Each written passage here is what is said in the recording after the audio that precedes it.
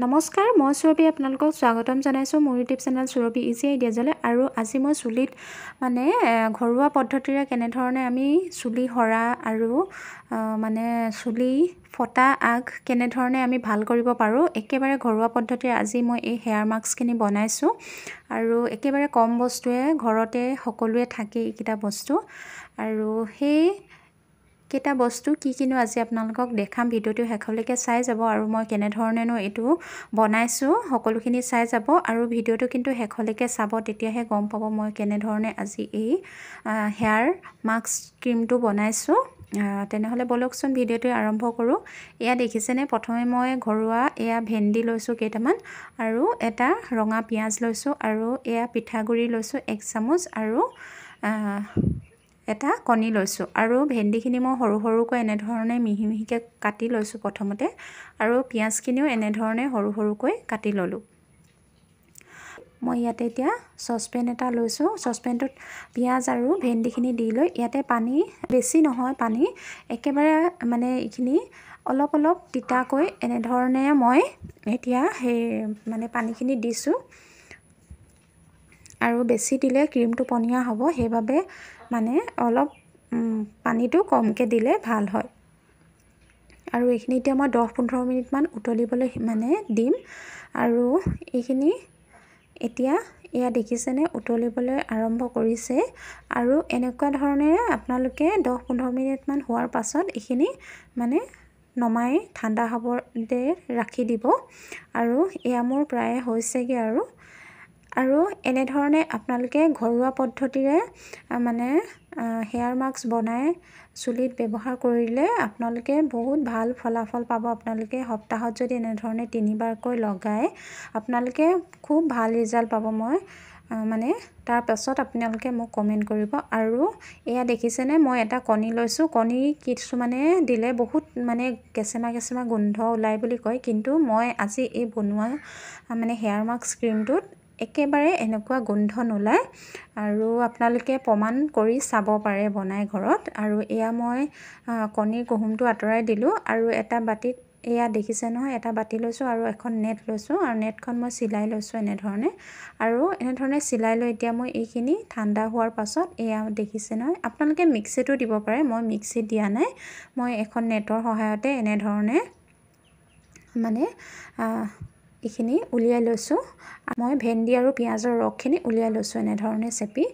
আৰু এয়া দেখিছেনে কিমান ধুনীয়াকৈ মানে পিছল হৈছে। আৰু এতিয়া ইয়াতে মই কণীৰ মানে বিজলুৱা অংশখিনি মিক্স কৰি দিলোঁ। আৰু এতিয়া দি দিছোঁ 1 চামুচ পিঠাগুড়ি চাউলৰ। আৰু ইয়াত আৰু এটা বস্তু দিছোঁ, আপোনালোকে মানে প্ৰথমতেই মানে চাই ভিডিঅ'টো আধাখৰীয়া কৰিলে কিন্তু ভালদৰে গম নাপাব। আৰু সেইবাবে ভিডিঅ'টি শেষলৈকে ভালদৰে চাই লৈহে বস্তুটো ব্যৱহাৰ কৰিব লাগে। আৰু সেয়া এতিয়া মই এইখিনি কণীৰ যিটো বিজলুৱা অংশ আছিল সেইখিনি এনেদৰে এখন চামুচেৰে মই এতিয়া মিক্স কৰিছোঁ।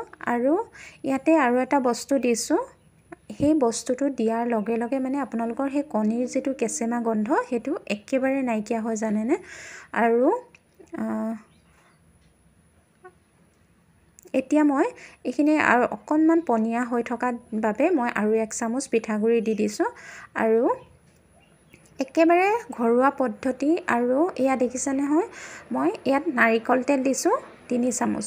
আৰু এই নাৰিকল তেলটোৱে মানে কণীৰ এই কেঁচেমা গোন্ধটো একেবাৰে নাইকিয়া কৰি পেলায়। আৰু আপোনালোকে এনেধৰণে লগাই চাব। সপ্তাহত যদি আপোনালোকে 3বাৰো লগাই নহয়, আপোনালোকৰ মানে চুলিৰ ইমান ধুনীয়া এটা মানে নেচাৰেল গ্ল' আহিব। আৰু আপোনালোকৰ মানে চুলি আগ ফটা লাহে লাহে নোহোৱা হ'ব, আৰু চুলি সৰাও বহুত কম হ'ব। আৰু আজিকালি চুলি সৰা প্ৰব্লেমটো মানে সকলো মানুহৰে হয়, নহয়নে বাৰু? মোৰো কিন্তু চুলি সৰা প্ৰব্লেমটো হৈছিল মাজতে, আৰু এতিয়া লাহে লাহে কমিবলৈ আৰম্ভ কৰিছে। আৰু মোৰ চুলি আগ মানে বহুত ফাটিছিলে, আৰু মানে চুলি কিছুমানৰ বহুত শুকান হয় চুলিবিলাক, সেই চুলিবিলাকত লগালে এই ক্ৰীমটো বহুতেই ভাল ৰিজাল্ট পাব আপোনালোকে। আৰু কিন্তু এই ক্ৰীমটো লগোৱাৰ আগত আপোনালোকে চুলিখিনি ভালদৰে ধুই ল'ব।